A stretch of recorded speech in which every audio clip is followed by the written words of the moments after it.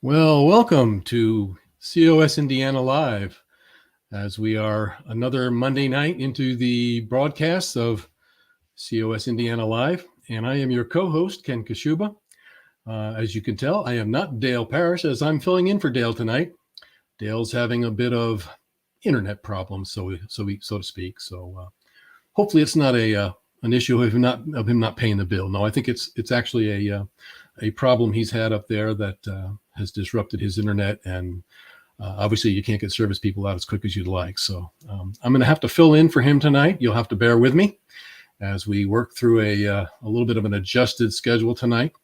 Not going to change our guest any, though. We have another exciting guest tonight and another exciting show to bring you here at COS Indiana Live. We got a lot going on this week, so we have quite a bit of things to cover, and look forward to getting into all of that for you, as well as a couple of new things tonight, which we're going to go ahead and kick off that we had planned for upcoming shows. But being that I'm going to have to do some filler tonight, we're going to go ahead and throw some of those new things into the mix.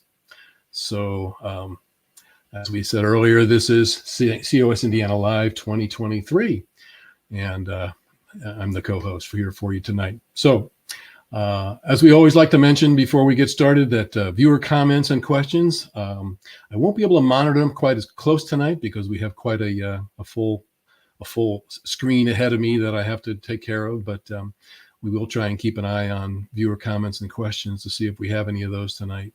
We certainly invite you as a viewer to comment in there and put your comments or questions in the chat area. Tonight's program is the number 188th broadcast. So Dale's been at this for some time. I've been with him for 54 of those right now, and I'm gonna again have to ask for a raise to cover his internet problems, but we'll deal with that at another time. So one thing we do want to bring up tonight is some of the housekeeping duties we have to take care of. We do want to show the roundtable coming up. Actually, and Dale's got the date down there of 3/27. So that's right. The March 27th, which is the last Monday in March, will be our next roundtable. Invite you to tune in for that. As we've talked about in previous roundtables, we don't quite have a topic for that. We might use some of what we cover tonight to get into that area. But the broadcast for the roundtable will be on 3/27 of this month, and we invite you to check back then. They've been quite popular. As you know, we have a panel of our COS leaders and a special guest usually to cover some hot topics, of which we never seem to run out of anymore here in COS Indiana and the rest of the country. Another thing I wanted to bring up tonight was our podcasts. We have a couple of podcasts that are ongoing. Roundtable COS Indiana Live podcasts include the replay of the roundtable in audio format. So if you tend to like to drive in the car and don't have access to video, it's always a great way to listen to those roundtable broadcasts. That can be all these can be found on Spotify and Google Podcasts and Stitcher, as far as I can tell so far. They can find them there, and we're hoping to have that expand even further. The other one is our COS Indiana Voices, and that one we spend some time going deeper into some of the tremendous talent that we have here at Convention of States here in Indiana. We have a number of people, and we'd love to find out some background and some dive into deeper history of some of these people to find out really what has developed them into what they are as they've come to us at COS to bring their talents and support and their self-governance to our grassroots army here in Indiana. So I encourage you to listen to some of those broadcasts. Again, all of them are available on Spotify and just about any other place you might search for podcasts. You should be able to pull them up. So one of the big things we got going on this week is Surge Day. That's coming up in just 2 days. We have Wednesday at between 9 and 3. We will be down at the state capitol on the 3rd floor. you won't be able to miss us. We'll have a large screen TV, table of information, and hopefully a whole bunch of people. We really invite you to, if you can come down even for an hour or so. It's a great way to come down, meet some of the people that are in Convention of States you may have never met before, as we cover, all areas of the state. So it's a great way to meet people, meet some of the leaders, and more importantly, reach out to other people that are in the area to let them know about Convention of States. And probably even more importantly is to be able to have legislators come to our table. And if you can schedule an appointment to meet with your legislators, it's a great time to do it. You can be down there, and I know it worked out well for me last year. I was able to sit in with my senator, just schedule an appointment with him, and it was just a great learning experience, as well as a great time to be able to sit down and express my concerns as a constituent. So join us on Thursday. There'll be lots of activity, and we look forward and really want to have as many people as possible show up at the State House this Wednesday. Again, that's from 9 to 3. So one of the things that we've discussed here for some time now has been, our topic has been, what activism can I take in COS? It started out really as a monthly plan to cover that type of topic, but it's just been ongoing because the need to give an outlet to people to participate in activism has been a great need, and we just find it ever expanding. And we're trying to actually we're actually trying to be a leading state in that area and produce a number of ways that people can get involved in any way that they can. We really look for people to bring their talents and decide what area they can contribute to. And I don't think we've ever failed to find a position for somebody or something, for them to do. So what activism can I take in COS? That's an early tongue twister for me tonight.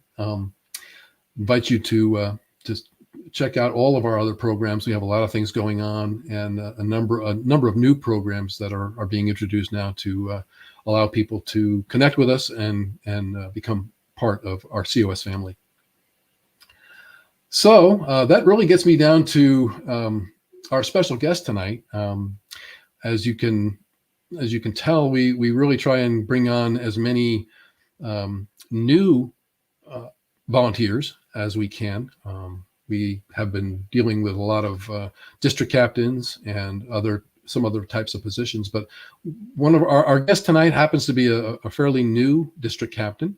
Our guest is going to be a new DC, Stacy Garrett.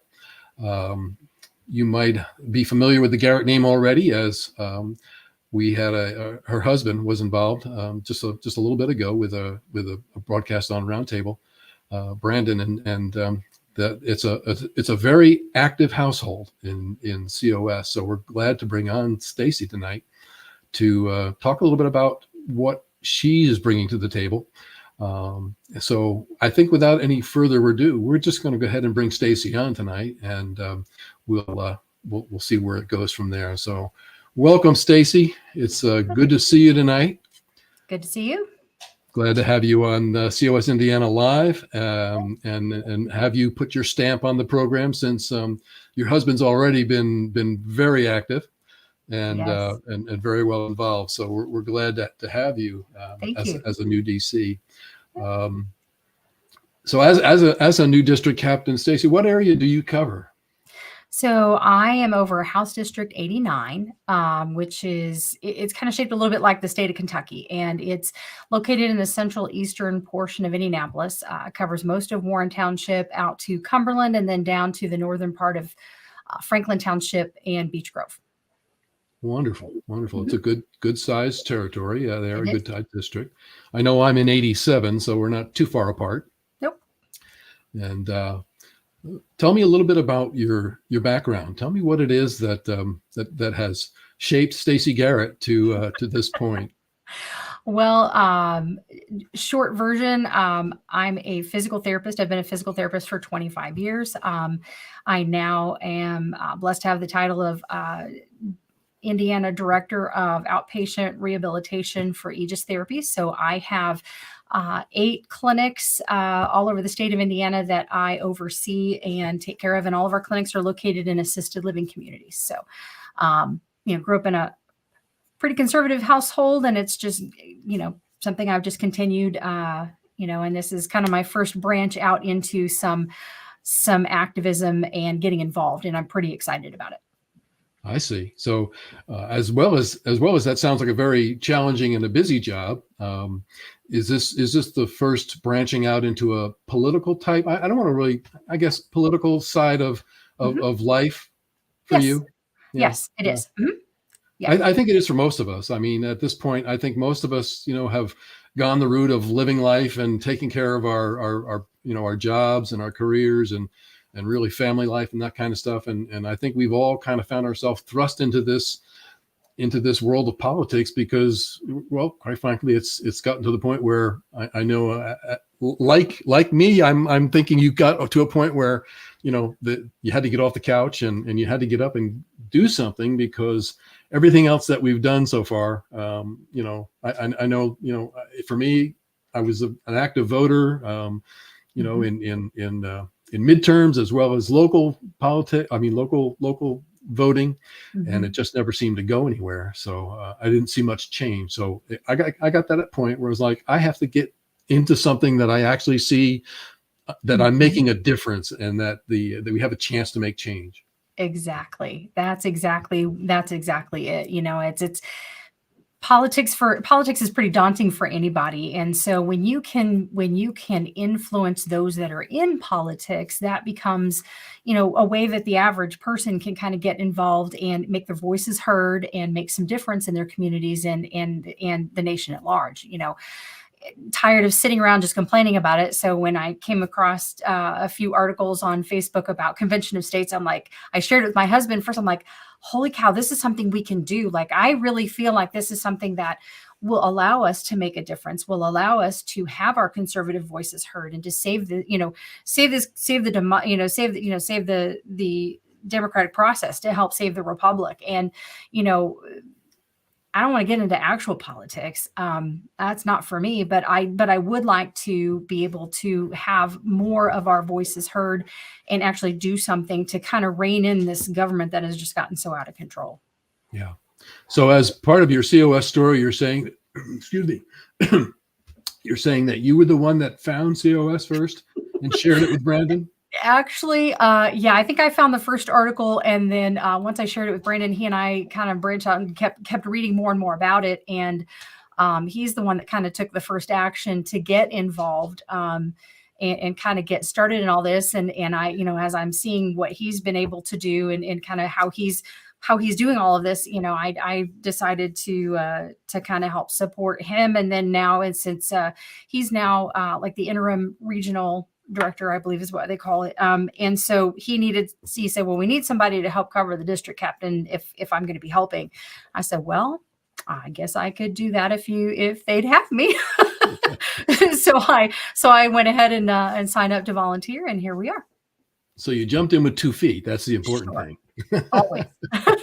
Well, that's great. That's it's good to hear, and it's certainly refreshing to have husband-wife teams, and for you to just say, yeah, I'll just take what you were doing, and because Brandon was obviously opening up and taking on different responsibilities. So it's great to see that, and it sure must make a little bit of some interesting table talk around the dinner table at night. Just about every day. Yeah. Oh, that's great. Yeah. Well, let's talk a little bit about your area and your legislators. Who are your legislators there that you have to deal with, Stacy?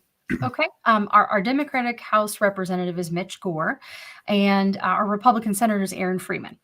And so, Brandon and I have both, we've spoken with their offices to coordinate a time to meet at their convenience. We haven't yet heard back, but we're waiting to do so, hoping that'll be very soon. Great. So what do you have you been in contact with them yet, or are you making arrangements to? Yes. Yeah, we're making arrangements to get together and actually meet with them. I think Brandon initiated the contact.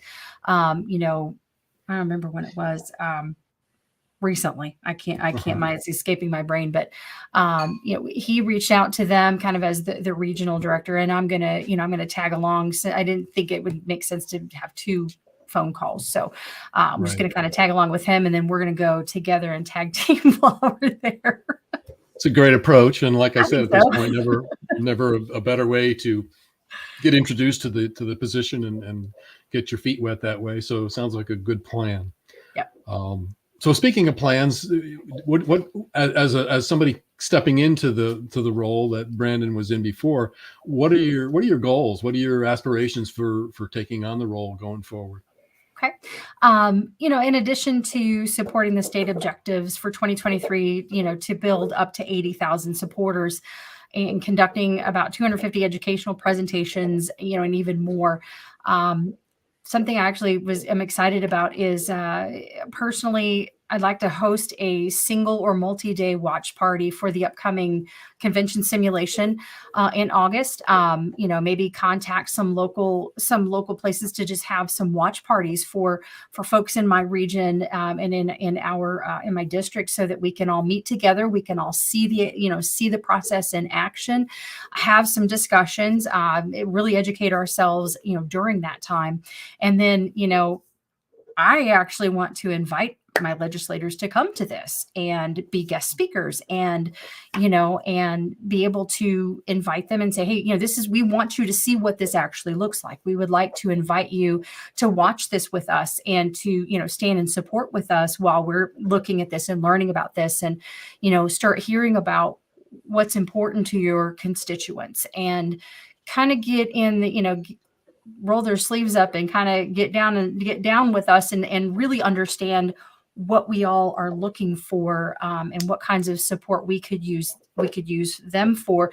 You know, if they already support COS, then, you know, please come give us a rah-rah speech. You know, tell us more about how you support it and how you are working within the legislature to garner more support, you know, with your colleagues.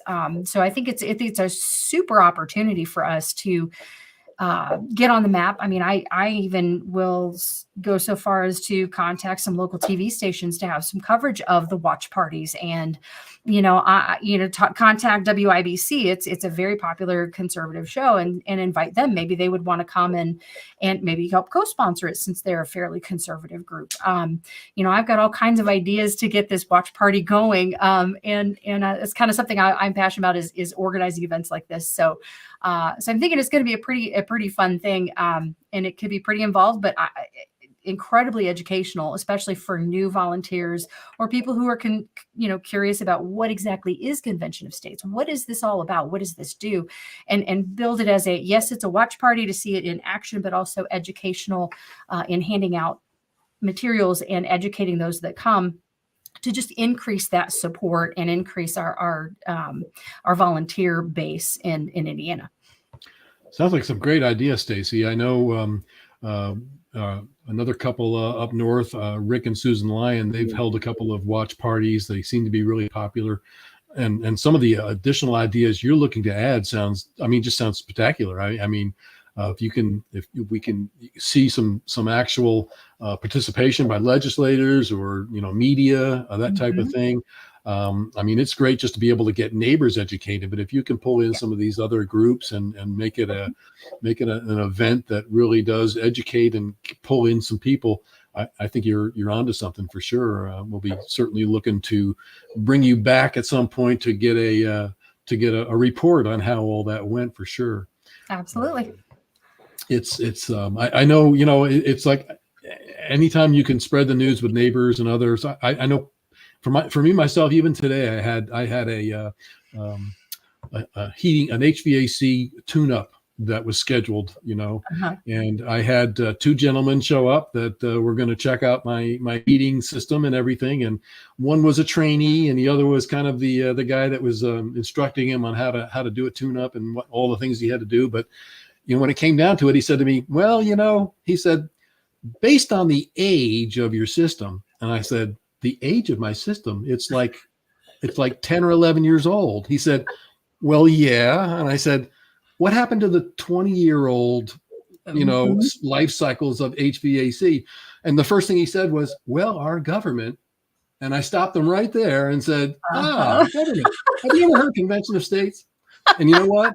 Neither one of them had heard of Convention of States. Incredible. Yeah. So it was incredible. I said, here it is affecting even my HVA system, because now I'm replacing it in 10 or 11 years versus 20 years because of all the demands and the regulations and the red tape and the change in materials. I mean, there is an opportunity every day to enlighten somebody about Convention of States. So yes, indeed. That's correct. You just never know. So if your watch parties go well, we're looking, hopefully we can duplicate off of that and get other district captains doing the same. It would be great. Great. Yeah. Really, some good ideas.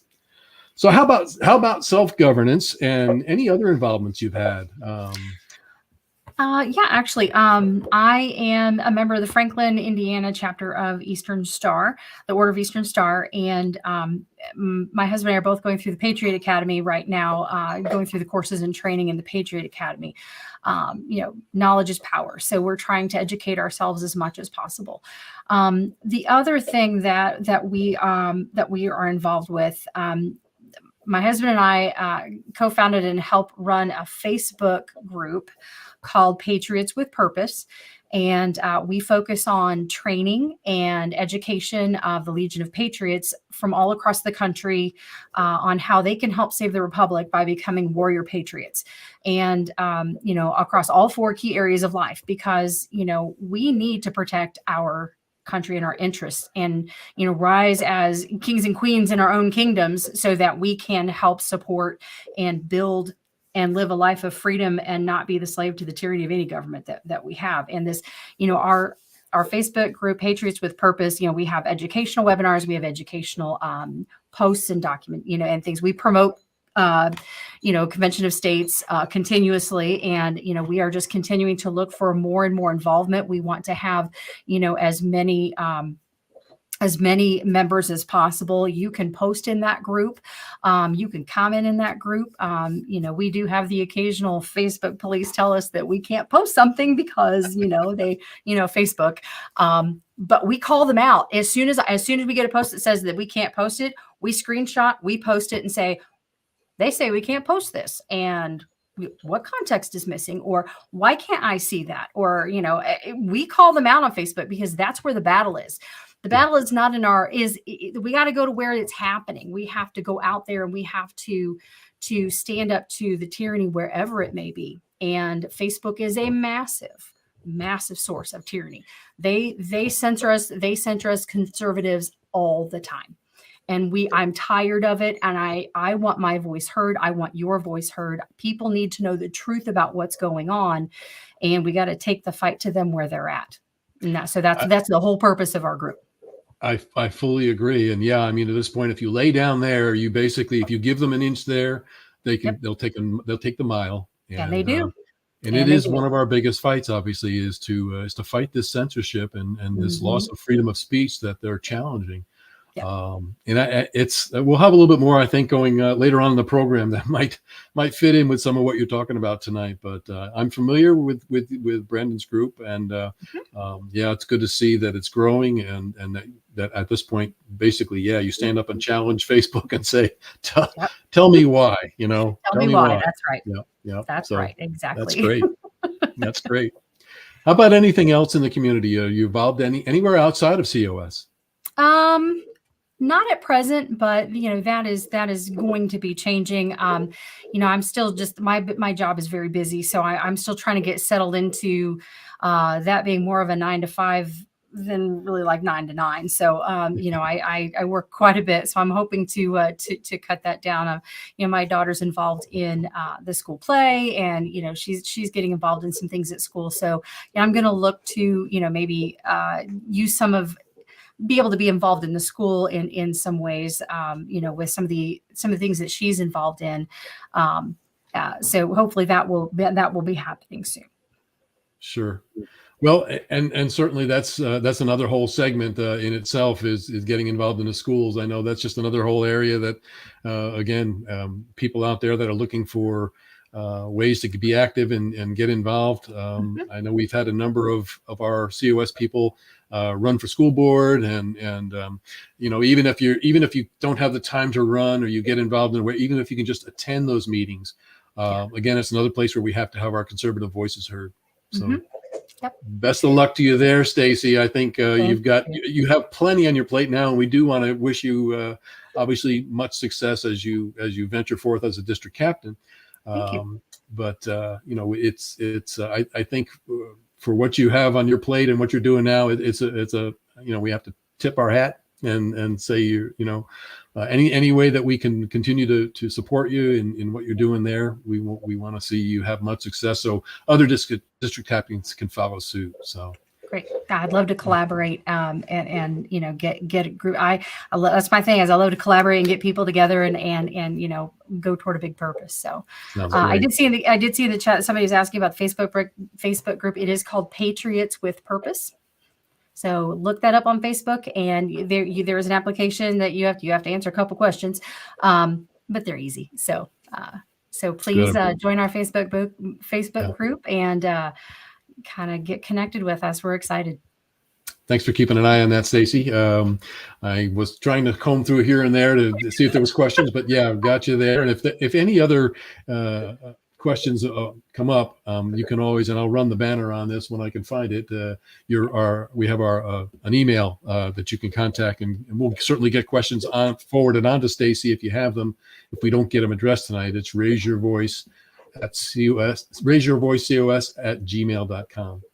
So with that, Stacy, I thank you for joining us tonight. It's been an interesting story. We wish you the best with all that you're doing, and hopefully have you back soon. Super. Thank you so much. All right. Take care. Well, another active and very active district captain that is here in our COS group, and it's always fun to learn more about what people are doing. And I think Stacy had some great ideas. So with that, I know moving forward. Normally, Dale is turning this over to me to bring up Raise Your Voice, and I do want to bring up the QR code tonight so that you can join us for our presentation coming up here in a little bit. So with that, I'm going to go ahead and bring up our screen for the night and show you our code that should be showing about now. So you should be seeing our Slido.com is where you go if you don't have a smartphone, but if you've got a smartphone, that QR code will get you right into it. Otherwise, Slido.com and number 3179807 will get you to our program tonight, which I think will be enlightening as well. So that'll show up a little later on if you don't have your phone with you right now, but you can get that when we start the program. And I'll give you another few seconds here to snap that QR code if you have your smartphone out. So I wanted to go ahead and let's see, move into our next segment. I wanted to go ahead and show you that Gmail address. It's raiseyourvoicecos@gmail.com. So if you've got questions and need to fire us off an email, Dale and I check those daily to make sure that we're covering all of any questions that might be showing up in our not in our chat room, or maybe that we haven't answered on the program. So feel free to get into that email and send us your questions or comments. So want to go ahead and one more time and show you the ticker to our Indiana Roundtable coming up on 3/27. That'll be showing up here towards the end of March. And we hope that you can join us for that program. And let's see what else he has here lined up for us. We've already shown you the Gmail. So I think what we want to do at this point is go ahead and I think what I'd like to do at this point is I want to talk a little bit about the surge coming up here Wednesday, as we talked about that. I've got a short video I'm going to go ahead and play, and we'll get that taken care of. And then we can move into a few other areas that we look to cover tonight. We'll probably go ahead and do the Raise Your Voice segment right after that. So right now, we'll go ahead and bring up this short promo on Surge Day.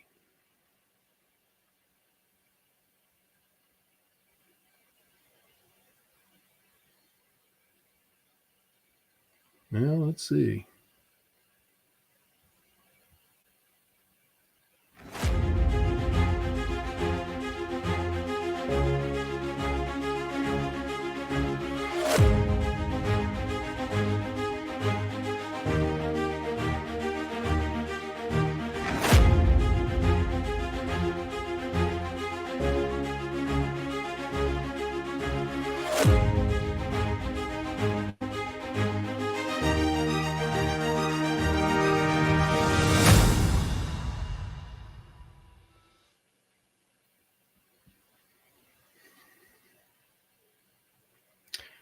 So there you have it. It's Surge Day coming up right here, Wednesday, 9 to 3 at the State House. Look forward to getting as many people involved as possible so that we can have a good showing, get to meet people, and it's a good time to basically congregate and meet with our legislators and make our voices heard, because it's we the people, and it's our duty really to attend these type of functions and let our voices be heard when we disagree with what's going on in our country and in our government. So with that, I want to go ahead and bring up the Raise Your Voice segment tonight. So we'll let Marengo bring that up while I get the cue up to the presentation tonight. So here's Marengo. Or Raise Your Voice, the segment that features you. Scan the code and join the fun. It's your turn to be heard.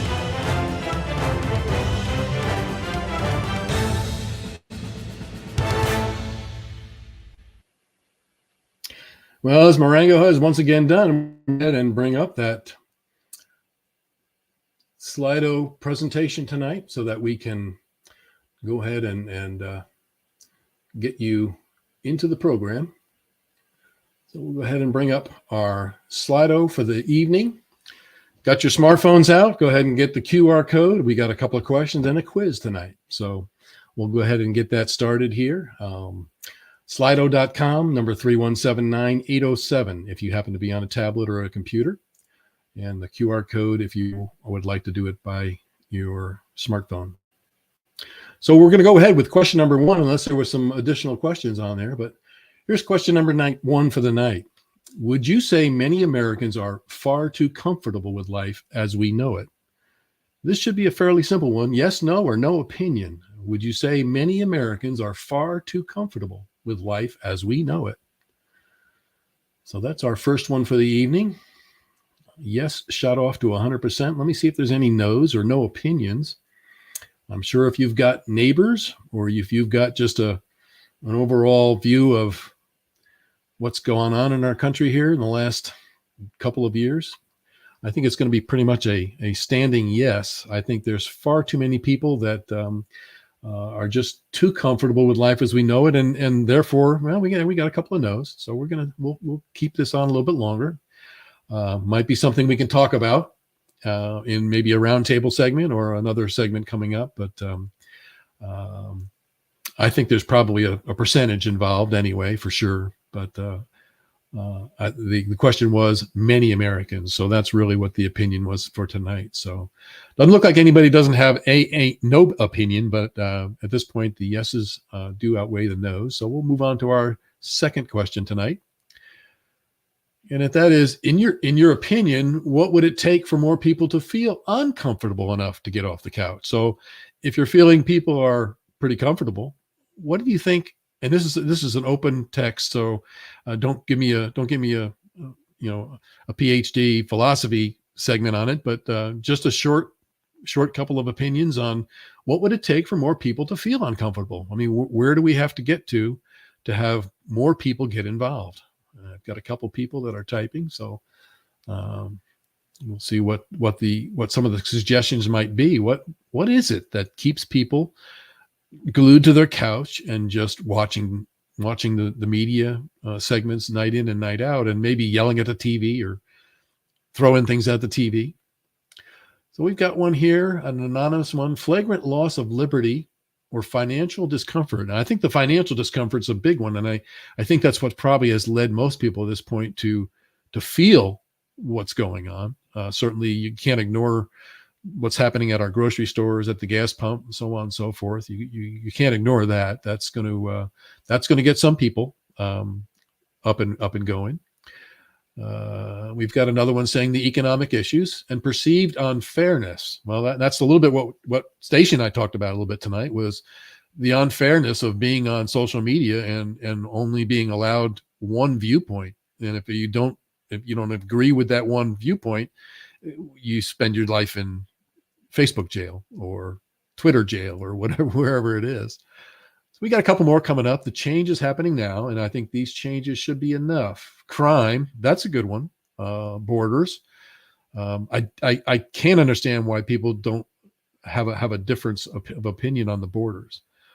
It's affecting so much right now. We could get into the whole fentanyl thing, but no energy and independence and parent rights taken away. So I think a couple of these are really hitting a bunch of them right on the head.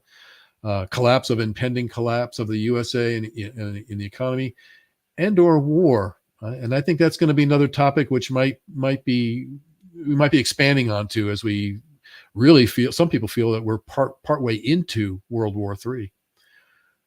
When overreach affects them personally, certainly. And then John says, I think that people who have not experienced some of the riots, violence, etc., are thinking that it's not their problem. I think that's an interesting point, John. If you feel that it's not your problem, it's too easy to, just go on with and thinking things are okay because they're not affecting you. So some interesting comments tonight on that. I appreciate those. I think it's good to get the opinions out as to, I think we all struggle at times.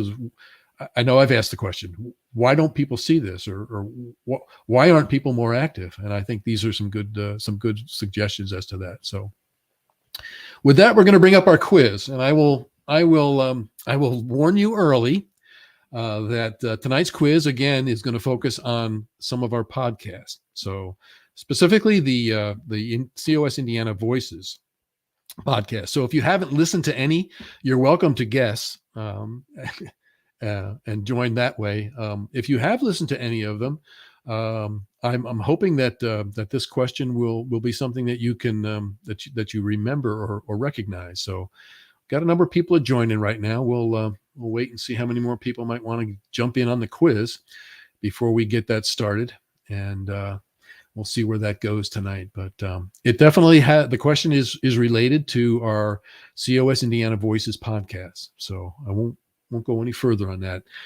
Seems like we have everybody in, so I'll go ahead and start the quiz. There's no timer on this one, so we're going to let it simmer a little bit here. So the quiz to get started tonight is, let's get it playing.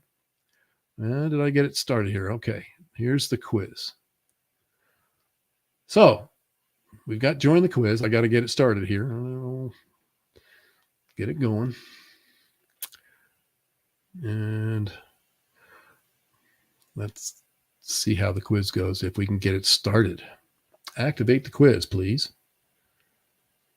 There we go.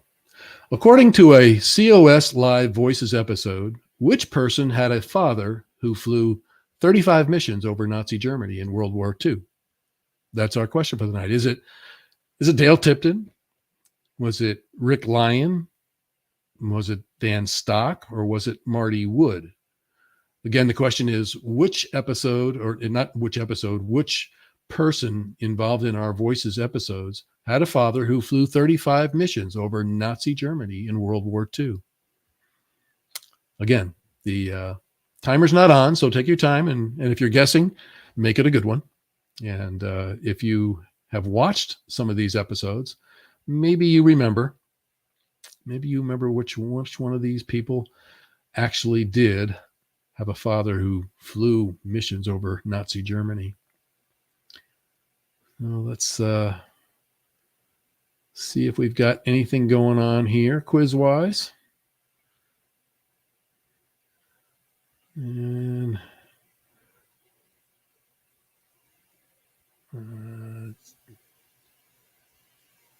okay. That's our leaderboard, but that doesn't tell me the answers to the quiz. Let's see if I can get back into the quiz. There we go. So we have 33% of the people say it was Dale Tipton.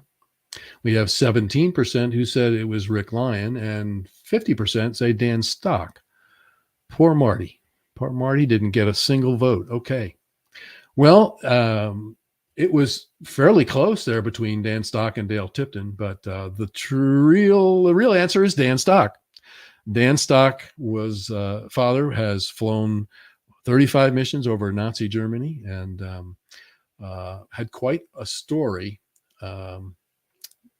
involving his father and his parents. So with that, we're going to go ahead and stop the quiz for the night. I think everybody did a great job on that. Let me get back to my screen here.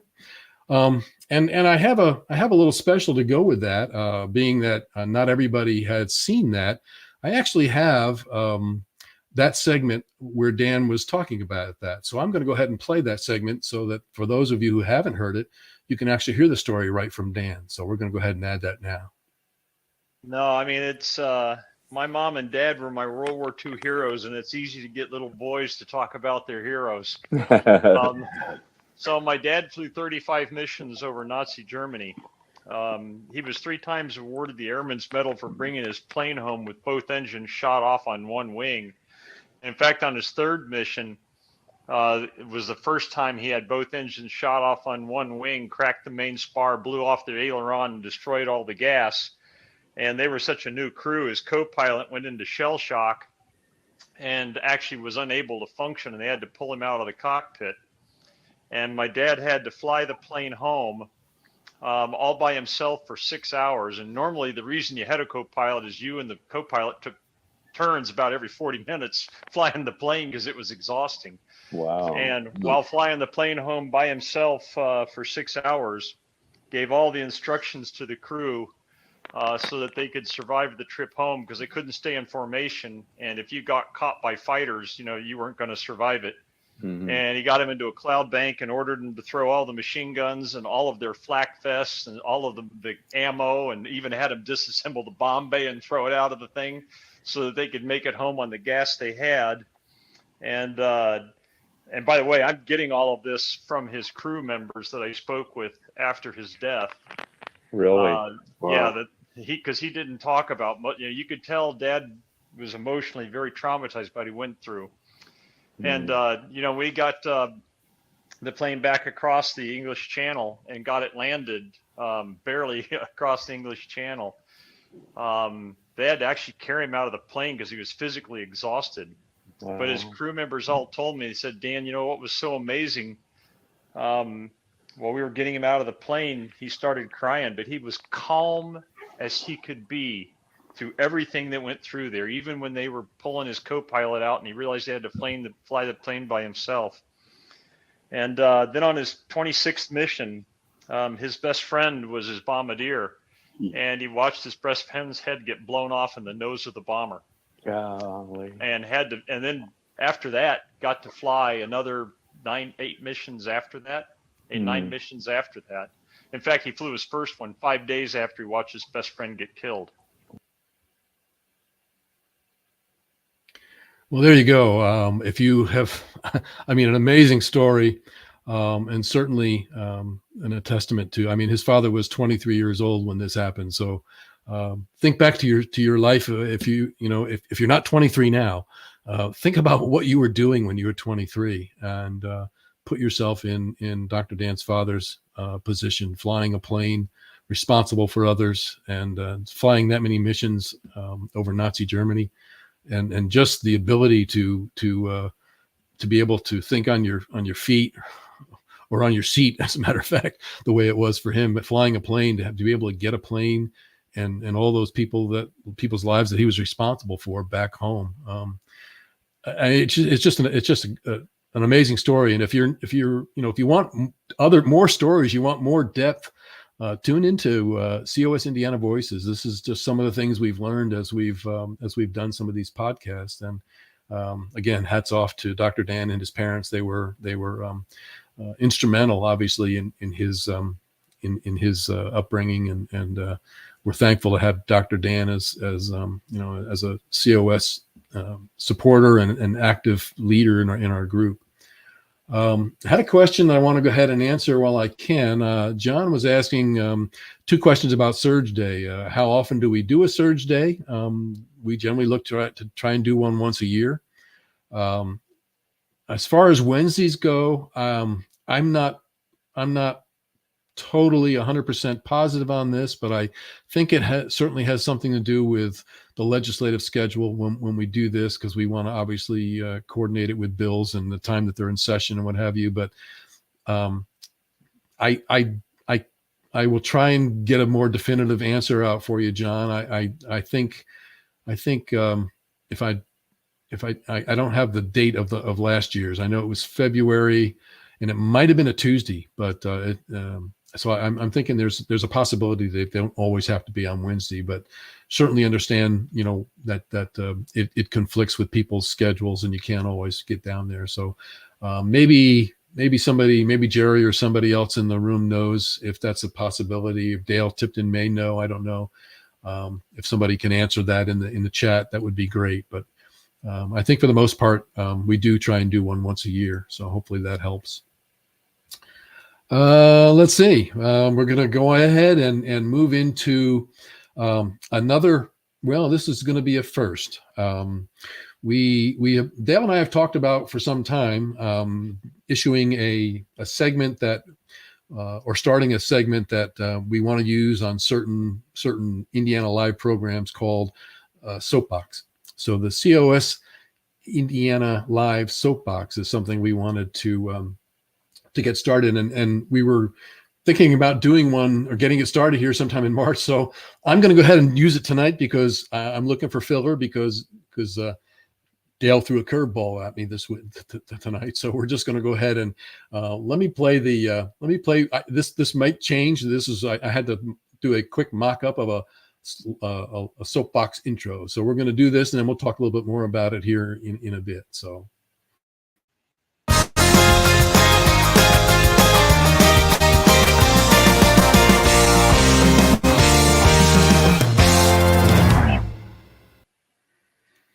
So that's our soapbox entrance for the night anyway. And the idea behind Soapbox is Dale and I want to be able to take an issue or an area that we have found either topic-wise or personal-wise. We can almost make this an opinion column because it's going to be something that at some points is going to be kind of a discussion about a particular topic or subject. And it might be a little banter back and forth between Dale and I, or it might be one or both of us going off on a particular topic. So tonight, because I don't have anybody and it's me, I'm going to have to do what I kind of wanted to just throw in as a little bit of a discussion. And it kind of fits in a little bit with what we've been talking about as far as people's comfort levels and what makes people get involved or not get involved. And I want to throw in before I go too much further. I know I had a quick update in the chat room saying that Surge Day last year was February 10th. So I don't have my calendar in front of me, whatever day that was. If you want to look that up, John, February 10th was when we held it last year. I don't know what day it was. But anyway, I'm going to move on. The topic I kind of want to just kind of go over briefly tonight. Let me check and see what kind of time we have left here before we have to sign off. We got a little bit of time, so I'm gonna use a reference that I read. I don't know if many of you. I know many of the people that I've already associated with get the Epic Times. I think it's a great source of information. And gives a viewpoint that you're not going to generally find on our local media channels and in the mainstream media. But back in early January, the Epoch Times had a column by Annie Holmquist, and this was kind of at the time I was kind of going through some of the struggles that we all have when we start talking about, government and how it's out of control, and how do we get good government. And I read this article and I thought, you know what, she's on to something. And I'm going to use a bit of the article because I don't have it all, in my head memorized. But the title of the article is "Good Government Starts in Our Marriages, Minds, and Communities." And I thought, that's interesting. I think she's hitting a point there that I think doesn't get talked about very much. We talk about, obviously, term limits and all the things that we want to do to kind of make our representatives a little bit more structured and so they're not hanging around for 20 or 30 years. But the article has some interesting areas. And she lists in here, what's surprising is that over the past 10 years, 7 of those years, the polling, the top billing in the polling was government was the big problem. 7 out of 10 years, government was the top listed problem. And the years that it wasn't the top, it was second.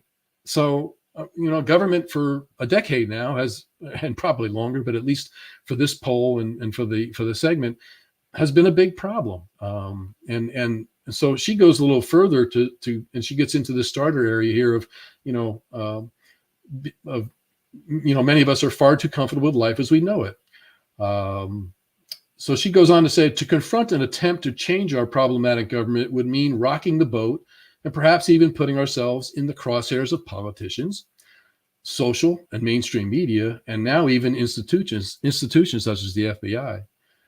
So we become armchair umpires, critiquing the government from the comfort of our homes, but never sticking our necks out and risking our names getting in the public eye.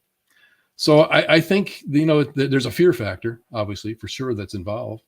But there's another reason that we are willing to look in the mirror and confront our own personal problems. So this, I think, is where she gets into a little bit deeper of an analysis on this, and it goes into our own personal moral and character flaws. So I think she hits a topic here that we need to look further into, and that's the fact that the further we get away from a moral compass in our country, which directly relates to our Constitution, the biblical, the Judeo-Christian basis that it's been written on, and everything that basically allows the human heart basically to operate in a way that is civil and allows us to have decent disagreements. And again, nothing wrong with disagreements. I welcome them. I think that's what we should do. I think we all heard enough of the sciences being preached. Yet when it came to, when it comes to the science of other things that obviously don't have much of a moral code, and that's showing up now in our schools as in grade schools, where there is just an obvious effort to